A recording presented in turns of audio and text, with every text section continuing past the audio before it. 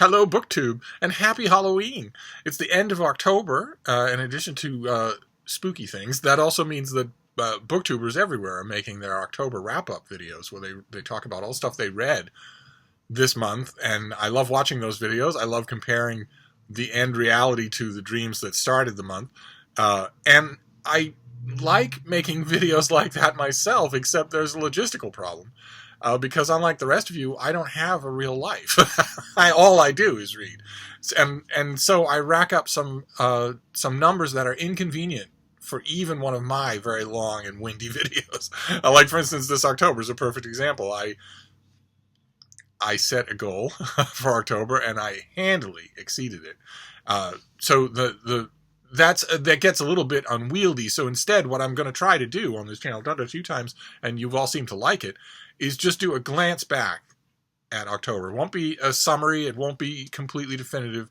It'll just be some things I want to mention one more time before we say goodbye to them in the rearview mirror. And I want to start off with a few, I've got the notebook here. I want to start off with a few works of fiction, because the middle part of this little video is going to be a solid block of nonfiction, so I thought I'd soften the blow a little.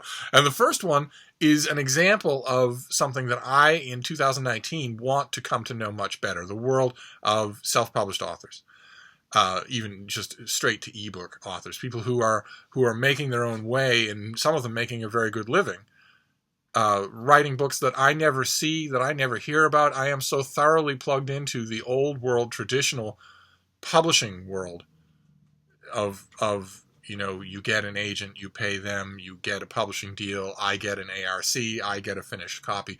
That there's a whole world of books out there that I only know a tiny bit about. And in 2019, I mean to correct that, but I have been making steps in that direction here at the end of 2018 by reading more self-published authors. And the first book that I want to recommend is one that I really liked. That's an example of that. It's The Bones Beneath My Skin by an author named T.J. Klune, who even on my quick glance at what's going on, I was able to see has a massively loyal following, people who swear by his novels. And judging by this book, I can kind of see why. I'm going to have to read more of him. This is the story of a young man named Nate, who is a reporter in Washington, D.C., and abruptly has his life fall apart in a way that isn't done for melodrama. Instead, it's done kind of accurately. Those of you who've ever had it happen, it really is strange and not exaggerated how sometimes everything will go wrong in your life at once. In this case, he loses his job and he loses his parents, and is just stunned by it all. And one of the legacies that he gets from his parents is the ownership of a small cabin in Oregon. So he decides to travel out there and just let the dust settle on his life and try and understand what's going on. But when he gets to the cabin, he finds that it's already occupied. There's a young man named Alex there, who is taking care of a young girl named Artemis Darth Vader, who is she's a smart aleck, and she's really intelligent, and she sees the natures of people in ways that don't always seem natural. And our hero doesn't know what to do, and they don't know what to do about him. And the book goes from there. Almost immediately, the novel wanders into territory where if I describe it, I will be spoiling it. But one way or another, it was a strange mix of psychological drama and science fiction and gay romance. It was a weird blend, and I have a feeling that it's not exceptional. I have a feeling that these self-published books are experimenting with kinds of stuff like this everywhere, all across the spectrum, in ways that they're free to do because a traditional publisher would never take such a book. I will find out. I will keep reporting back. But in this case, I hardly recommend The Bones Beneath My Skin, which I had to read just like ordinary folks. I didn't get an advance copy of it. I'm not sure that the old system that I'm a part of even applies to these books. I'm not sure that these authors could even give me an advance copy. Maybe a free copy. But anyway, I will learn more about it. The next one is another novel. It's by Elizabeth Wilkins Lombardo, and it's called The Afterlife of Kenzaburo Tsuruda. And it's about a scientist named Kenzaburo Tsuruda, who dies and finds himself in the afterlife. Not the Christian afterlife, obviously, but still. He finds himself sentient and himself in a realm that he had always believed did not exist. And in a reality where he has different abilities and is able to look out for the people who were in his living life. It's a strange thing. The title is meant to, the playfulness of the title, where, you know, you're expecting that it's the life of someone so-and-so, but instead it's the afterlife of so-and-so. That playfulness carries out throughout the book, but the book is actually somber at times and thoughtful and beautifully written. I don't know why it never crossed my radar before October. I'd never heard of it before, but I heartily recommend it. And then the next one is a book that you will have heard about. I had heard about it. It's Killing Commendatore by Haruki Murakami. A big, ambitious novel of his about art and loneliness and sacrifice and the weird juxtapositions of life. A lot like the Bones Beneath My Skin, in that things just happen. But they are not the stupid wooden coincidences that most contemporary fiction is built on. Instead, they feel more organic than that. Strange, but more organic than that. And I have had an up and down relationship with Haruki Murakami. There are some books of his that I've really liked. There are some books of his that I've thought were where he was just asleep, where he was just wasn't present during the composition process. And this one I really liked, and because I really liked it, and because it's really big and really ambitious, I guess maybe I paid more attention to his critical reception than I have in quite some time, than I have since his enormous book. And I gotta say, so far anyway, I mean, it could be ongoing, but so far I have been disappointed in the critical reception that Killing Commendatore has got. The reviews that I have read seemed mostly to be almost irritated with Murakami, and certainly bored by him. Most of the reviews that I have read were reviews of Murakami himself, of his tics, of his foibles or idiosyncrasies as an author, rather than dealing with this book. I don't know quite how to account for it. It's not often that I read the critical reception of a major new novel and feel like I could have done better. I usually leave that reaction to nonfiction. But in this case, as strange as it is for me to say it, I don't think Killing Commendatore has been particularly well served by its English language reviewers. I don't know what that means, but I really do recommend the book. I thought it was engrossing. In a way that Murakami, like I said, is not always. So if you see it and you're wondering, and you've maybe had a good tip or two from me in the past, this is another one. Give it a try. And then the last work of fiction that we'll do for a bit here is by another name that you will know, Markus Zusak, who was once upon a time a teenage dreamboat author of two-fisted boys' own story YA fiction. And then he wrote The Book Thief, which had no elements of that in it at all and was a bravura performance, and then he disappeared for 10 years. And there were no books. And now he has a new book called Bridge of Clay.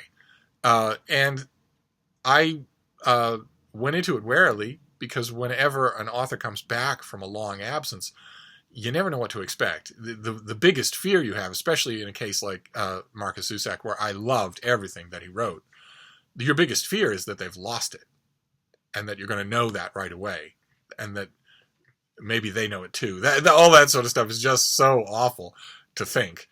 I've experienced it before, including one extremely high-profile case where an author came back after a long session of writer's block, and the book that resulted, everyone praised, and it won every award that wasn't nailed to the floor, but I thought it was incredibly structurally flawed.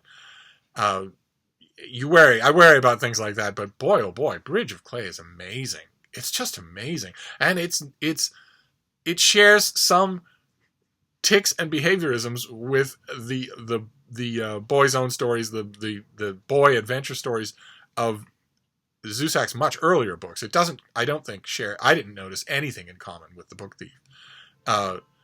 It shares some elements of those older books, but it's so much more ambitious. That was the first and only word that kept coming back to my mind while I was reading it, is how ambitious it was. In terms of narrative, in terms of the writing itself, not just the story. The story is about a family of 5 brothers, the Dunbar brothers, who lose both their parents. Their mother dies, their father goes away, their father disappears.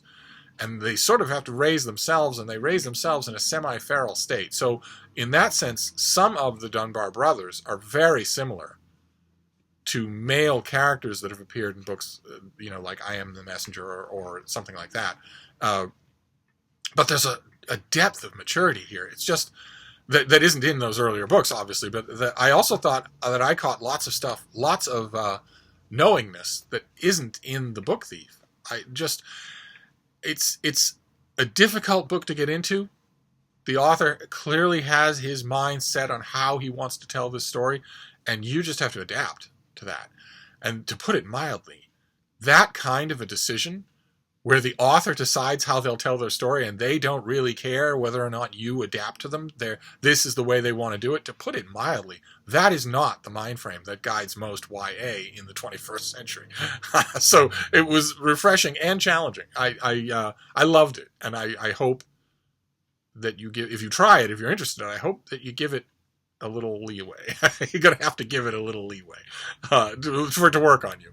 But then we're gonna shift from those novels to a block of nonfiction, specifically a block of biographies. All year long in 2018, I have been commenting on how unusual, how unconventional 2018's biographies have been in terms of subject matter, where the normal parade of kings, emperors, presidents, and whatnot just didn't seem to apply. For most of 2018, the subjects were coming out of left field every month for me, and I was having a ball. I was just enjoying the heck out of it. But the whole time that was happening, I was wondering, okay, well, is 2018 ever going to revert to type? Is it ever going to be to go back to being a normal biographical year? And then as the summer wore on, I thought, well, if it's going to happen, it's going to happen in the autumn, when the whole book season gears up for the holidays and where everybody starts to think about serious books. And sure enough, it did. My one prediction, I did not predict that it would all happen in the same month, but it pretty much did. It pretty much did. October had a slew of doorstop, completely conventional, excellent biographies. I have a list of them here. I want to recommend strongly every single one of them, but this is a third of the number. I could go on and on. I could make a whole video. It's all of the major biographies of the year occurred in October in terms of the standard bread and butter nature of biographies. So I want to mention just a few. First one being The Big Fella by Jane Leavy, which we've seen most of these on this channel. This is her big new biography of the American baseball star Babe Ruth. And it had big shoes to fill. There have been some great Babe Ruth biographies. This one, it took me a while reading it to realize what its approach was. I was noticing something different about it than any other Babe Ruth biography that I've read. And it took me a while to get what it was. And what it was is that it isn't concerned with folklore. People were adoring Babe Ruth folklore while Babe Ruth was still alive, and have been just wallowing in it ever since. There was a movie starring John Goodman as Babe Ruth that was almost entirely folklore. and it's gone on from there, and it's infected even really good biographies of the Babe, of the Wazir of Wham, of the Sultan of Swat. It's infected even really good biographies of him, to the point where you're reading those biographies and you know that the author has consulted all of the sources and dug around and interviewed lots of people, but they're still talking about a larger-than-life character. It's still a Johnny Appleseed biography at heart.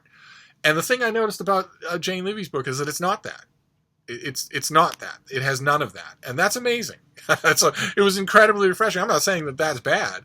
I really like reading, Paul Bunyan treatments of Babe Ruth. I like it when someone actually steps up to being worthy of such a treatment. But this book was incredibly refreshing for not doing that. So if you're a baseball fan, you're a Babe Ruth fan, you have to add this to your collection. Absolutely. And the next one is, again, something we've seen on this channel, is David Blight's big biography of Frederick Douglass, who's also had no shortage of previous biographies, but this one is amazing. It locates Douglass so firmly in his time and in his family and in his publishing world and speaking world. But the amazing thing about it, I mean, lots of other Frederick Douglass biographies have done that. The amazing thing about David Blight's version is that he keeps changing. Douglass keeps changing. He's allowed to change as he grows older, as he gets more complex, as he suffers disappointments, sometimes bitter, as he suffers betrayals, sometimes unforeseen. And to my mind, this is the first Frederick Douglass biography that I've ever read that really captured the sense of time passing. This was an incredibly intelligent man who was also an incredibly sharp observer of his own life. And this captures that wonderfully. So I strongly recommend it. I know I'm recommending a stack of books that's each 800 pages long, and that together is enough to fill the back of the Chevy.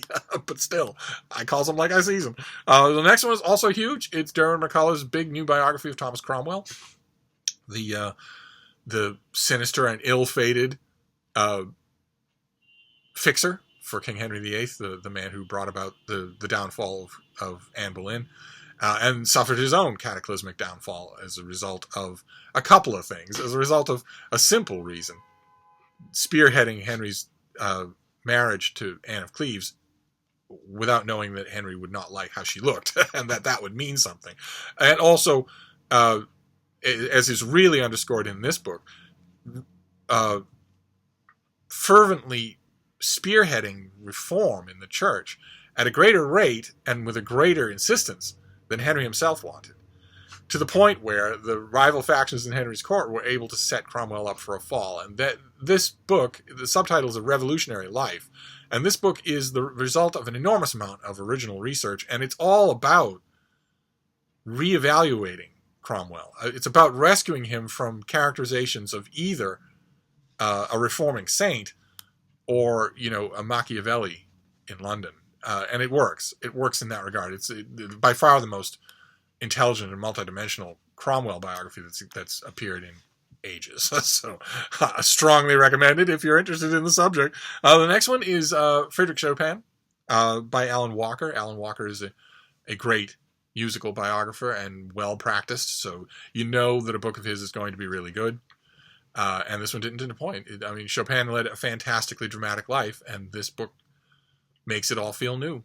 Just incredible. If you are interested in the lives of composers, this year had a great one on Debussy, and this Chopin one, which is incredible as well. So I strongly recommend it. I know I'm recommending all of these, and they're all 1,000 pages long. Sorry, I'm jerking all around like this because my little miniature schnauzer, Frida, is trying to kill me while I make this video.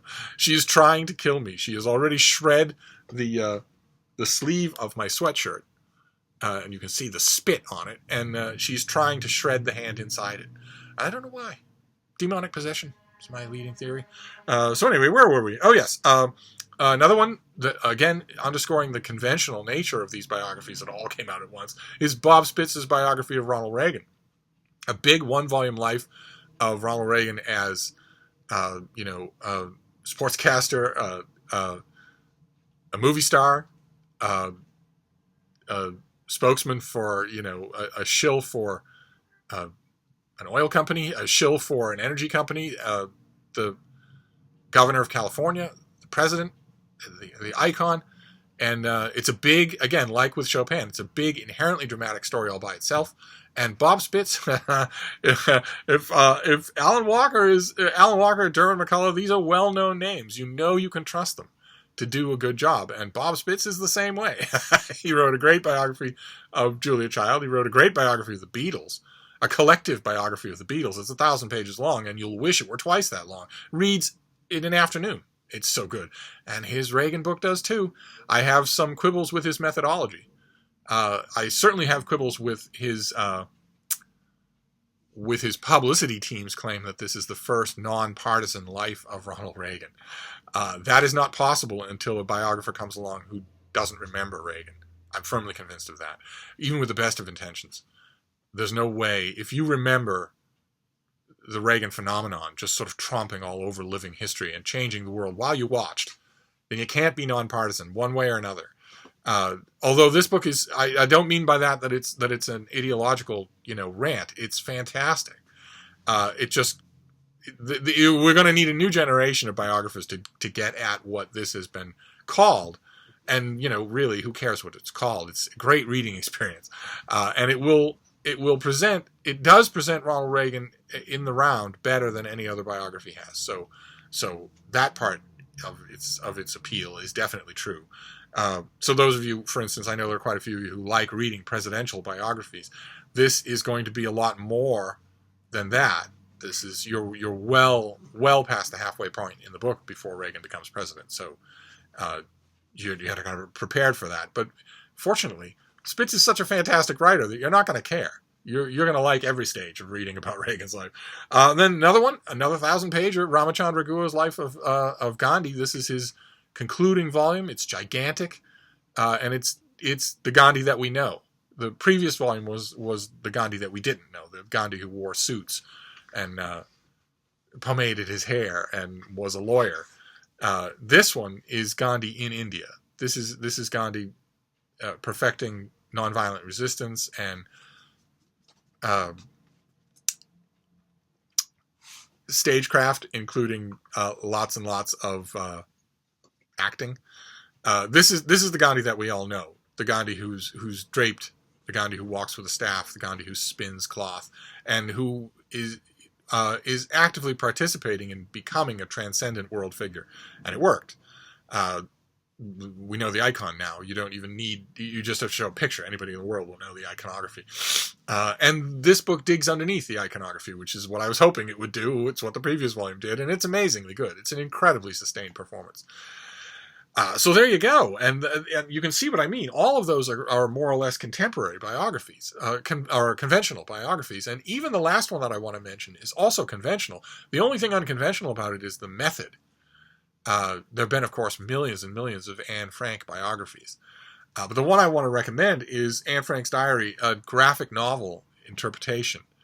It's a fully illustrated graphic novel adapted by Ari Folman with illustrations by David Polonsky. David Polonsky's art is, you have to see it to believe it. It's so incredibly, it sticks with you so incredibly as you're reading and after you're done. And it's just an amazing performance. It's heartbreaking. I know that seems a little silly, a little redundant to say that a version of Anne Frank's Diary is heartbreaking, because there aren't any cheerful versions of Anne Frank's Diary. But I think you know what I mean. You know what's coming. But this delivers that gut punch all anew. It gets past your defenses, because it's not just the usual words that you're familiar with from school or from rereading. The pictures and the selections carve that familiar material into just a spear. Tremendously effective. So that is a block of biographies that I want to recommend to you, and I will list everything down below. But the next thing I want to mention is also technically, what have you got? What are you doing? Frida, why are you misbehaving? Why? Don't do that. Don't eat anything. Oh my God, little girl. Okay, sorry. The last one, the next thing that I want to recommend is technically biographical, but it has a more polemical point than that. And we've mentioned it before. It's called Let It Bang by R.J. Young. And it's the story of a young black man who, in order to get along with his new father-in-law, his white father-in-law, takes upon himself to learn about the world that his father-in-law loves, the world of guns in America. And it's eye-opening, and it wouldn't be. It would fall into simple gimmick if it weren't for the writing ability of R.J. Young. That I thought that the premise and all was just amazingly innovative, but that wouldn't have saved it if he weren't a fantastic writer. And he is. he carries this thing from start to finish. It is so brilliantly written. That although it's off the beaten track for me, and it's probably off the beaten track for you, I think that's part of the whole point of the book. I do recommend it. I recommend it strongly. No idea what its placement will be like in bookstores, but if you start to read it, regardless of how squarely it aligns with your own interests, you're going to love it. I did, and it doesn't align with any of my interests. And then we'll do a kid's book. And this is a kid's book about an existential crisis, as most of them are. This is called, it's by Laurie Keller, and it's called Potato Pants. And in Potato Pants, a potato realizes to his glee that a local accessory store is having a one-day sale on potato pants. And as you might guess, stores don't usually stock any items for potatoes. So this potato is very pleased. But it turns out he's not the only one who knows about the sale. He has an arch nemesis. Another vegetable, another kind of vegetable, is his arch nemesis, and who's also interested in this sale. And there's a confrontation, and there's a resolution, and it's wonderful. and it is like most of the best children's picture books. It will have, if you read it to a young person, as I have done, it will have everyone laughing. It won't be that you will be doing pity laughs while the kids are belly laughing. You will all be belly laughing. It's just wonderful. And then we'll finish up with two bigger things, two sort of picture-y type books as we head into November. The lead up to November, the big retail chain bookstores here in America are this week doing their whole store turnover to holiday type tables geared with gift items and all that sort of stuff. And that will happen increasingly as we get closer and closer to Thanksgiving. And then we'll be fully in book buying mode. So I thought I'd add a couple of larger items that are also really good. The first one is one I've mentioned on this channel a few times, and that is 1,000 Books to Read Before You Die by James Mustich, who works at Barnes & Noble, the big retail chain here in America, and who has been compiling a list forever, as most readers have, of the books that just define the landscape for reading. And the result is not predictable. The result has tons and tons of stuff in it that I did not see coming. It's lavishly illustrated. Every single write-up of every single book manages to be energetic and fresh. Instead of, you get to Ernest Hemingway, you think you're going to read tired boilerplate, and you don't. There is no tired boilerplate anywhere in this book, which is quite a feat on its own. There are tons and tons of extra recommendations, books that have features of their own. There are indexes. It's just amazing. Just an amazing performance. One of the only 2018 books that I simply shelved directly in this room. It didn't have to go through any kinds of stages of vetting or anything like that. I know already I'm going to be consulting it forever. And so will you. It is a great thing to look at. It's a great thing to flip through. It's a great thing to compare notes against. But oh my God, its best part is its usability. You will be consulting it and reconsulting it forever. So I strongly recommend it. And the last bigger item that I want to recommend is my best friend in all the world. This is The Splendor of Birds by National Geographic. This is an enormous picture book of birds. It has high definition photographs. It has beautifully reproduced artwork. It has all sorts of stories, high and low, mythological birds, conservation stories, history, Archaeopteryx, the dodo, all the way to the present day, and all in the kind of beautiful photography that you expect from National Geographic. And it has been a month-long love affair. I don't want to let this book go. I don't want to let it go. I don't want to think that I am soon entering a month in which this is not a new book anymore, in which this is an October release. So I thought I'd recommend it one more time. If you have a bird fan on your list, if you are one yourself, oh my God, splurge, indulge yourself, because this is the last two books that I'm recommending here. 1,000 Books to Read Before You Die and The Splendor of Birds are really universal titles. You really don't have to worry about justifying them, that you might give them as a gift to somebody with a specialized interest, because they're your interest. There's no one in the world who's not interested in birds. There's no reader in the world who's not interested in books. But it's not only that you don't have to justify them that way, it's also that you don't have to wince really at the price, because you're going to use these books for the rest of your life, which is not true of a lot of expensive books. So I'm gonna wrap up this October, your look back here, with those two, but I will leave a list of all of these things. They all get my recommendation for one reason or another, for one kind of reader or another. and I'll bring this to an end. I could easily do 100 more books, but this works, right? This kind of thing works, where I give you a few parting recommendations for October, and then I will make a TBR for November as well. So, but in the meantime, we'll get back to talking about books. So I will see you soon. Thank you, BookTube.